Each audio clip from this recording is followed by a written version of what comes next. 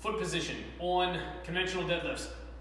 So we're going to talk about a couple things. One, how wide your feet should be, or at least where you should start, and then we can make adjustments from there.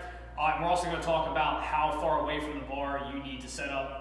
I see a lot of really just shitty advice being given out on this, so we're going to cover that here.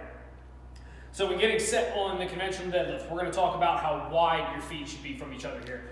The cue that I like to give everybody, or the starting place that I give everyone, is I want you to put your feet in a position like I told you to jump as high as you possibly could and touch the ceiling, okay? And I say that because especially if you're new to conventional, or even if you've been doing it for a while, everyone starts with their feet here, and we end up in this position here. So it looks more like a strongman deadlift.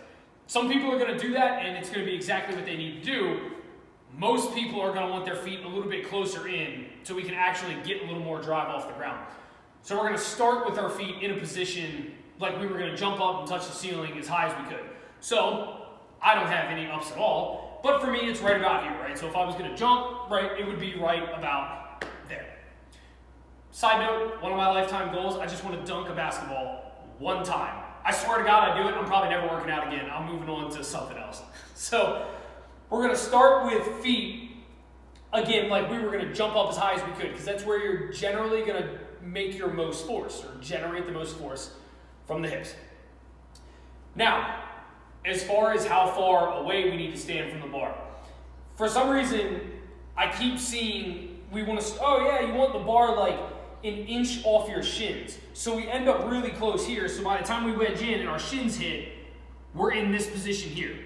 Now, if you can tell from that angle, like my abs are over the bar rather than my shoulder blades.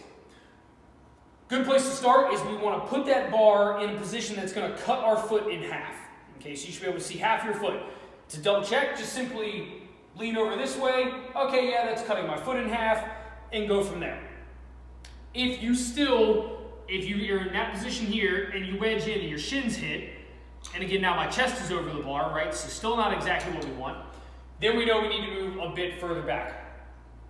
Generally what I go for, okay, or where I'm at, this is just me, I like this bar to actually take to cut my foot in quarters. So I've got 1/4 up front, 3/4 of my foot behind.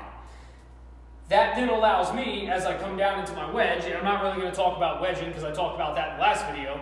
If you haven't watched that one, I would highly recommend going and watching that because I'm not going to talk about it in this one. But as I go into my wedge, what that's going to allow me to do, get everything set, push my knees forward, okay, to allow my quads to actually get loaded up here as well as my hips and hamstrings. So now I'm in this position here, my shoulders are over the bar, and I can push into the ground with the most force I can to actually do the deadlift and then go back down. So again, general starting point is start with that bar over the midfoot, or cut your foot in half. If when you go to wedge in, based on the cues I talked about in the last video, your shin hits the bar and you can't get into a proper position, go ahead and move that bar just a little bit further in front of your stance and look for about 1/4 of your foot in front of the bar, 3/4 of your foot behind. That's going to allow you to load the quads up a little bit more without dropping too far into like a squat and getting into this position, okay? You don't want to be here. So I'm still laying that bar here. I'm still in a hinge. Everything's still loaded up. That bar is just a little further in front to allow me to load the quad a bit more and to be able to generate more force. So give it a try.